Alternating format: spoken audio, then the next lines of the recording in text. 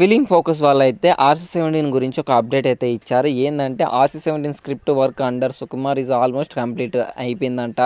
While pre production is currently under way అట. Pre production అయితే నడుస్తుందంట. And Dhurender music director is reportedly in talks to compose the music of the film అట.